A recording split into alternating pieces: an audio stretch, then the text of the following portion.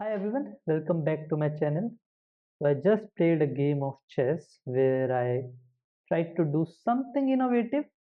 So watch this complete video and do tell me in the comment how was this game. I am playing as a white. The game starts with d4, which is my go-to opening, queen's pawn, to cut out variation. Now the opponent developed his knight and I continued with my go-to opening. Now at this point, I thought that maybe we can have 4 night Scotch game. So I bought a subtle change to the opening setup and I played the 4 night Scotch game. The opponent followed up and now we are at a mirror setup. Now at this position, I knew about this Halloween gambit where we start with e4 and then we develop the 4 knights and then the white sacrifices his knight in order to take over the center with their pawns and attack the knights. But I started with d4, so I thought about it and I knew that the principle in Halloween Gambit is to take over the center. So I tried to replicate the same with this d4 setup, and now the engine shows that this is a blunder, but we don't know at that time.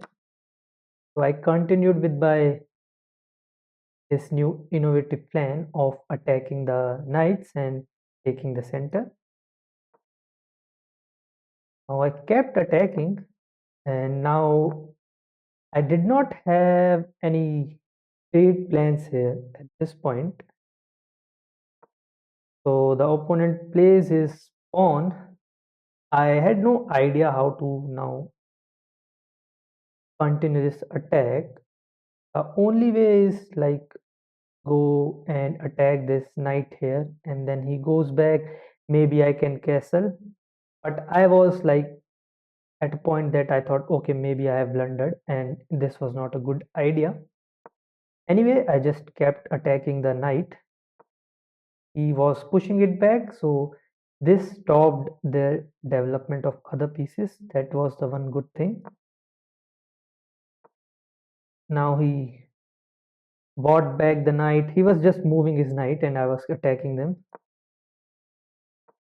And now at this position, it is a very undeveloped and close position for him. And I thought like, okay, I should bring my bishop out and try to castle. Now he played something which I don't understand. What was his idea? He should either have castled or move away the knight because it's a very close position here. This you can't develop your this bishop or the queen is just closed. Didn't understand much, but maybe he had some plan. Now at this position, I thought maybe yeah, I should have played this bishop so that if he plays his knight here or if I want to do this in the future, so this knight can't take it. So I thought like this could have been the right choice, but at that moment I played the knight on g5 because I thought like maybe if I do this, I push my d pawn to d6 and then I can give this checkmate threat. So that was the idea. So he bought his knight and this doesn't do anything other than this threatening this. So I played a follow-up move that even if he takes, I can still give this checkmate threat. Now he takes this, my bishop, and it is shown as a great move. I did not know much about that. I thought like I can continue to attack if he takes bishop for knight. I can continue with this pawn and give this checkmate threat. So I exchanged, and at this moment I thought, okay, I should continue with the plan which I had in my mind earlier. So I moved the pawn and I was threatening this. It's not a complete threat because now the king can kind of escape. So again, he played a great move. So it's just defending the queen from attacking this pawn. Now at this moment, I thought like, okay, I should castle and then I can push this pawn and try to attack with my pawns at the center. So I castled. He takes my other knight and I exchange it. Now at this position, I thought, okay, we have some plans. We have two pawns at the center, so it's better if I bring my rook here and try to attack the queen. So the idea was if I take this, uh, if I bring my rook to the d file and I take this, he takes, then I can win the queen. And if he takes with the queen, then I can attack. So I thought, okay, I have some good chances now because my pieces are much more developed and these two pieces are doing kind of nothing. So I bought my rook to the d file. Now this is shown as a mistake, but I don't understood that should I take here with this because now the queen is not under attack anymore. So I thought, okay, I should just develop my pawn. Now the idea here was to just uh, go here, then this, uh, bring both the pawns up and try to, open these files, this E and F file, so I can attack more aggressively with my rooks.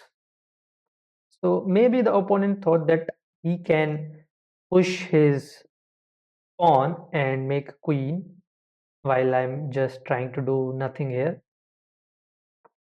So I just uh, tried to attack with my pawns, and now at this moment he played this move, which is shown as a blunder.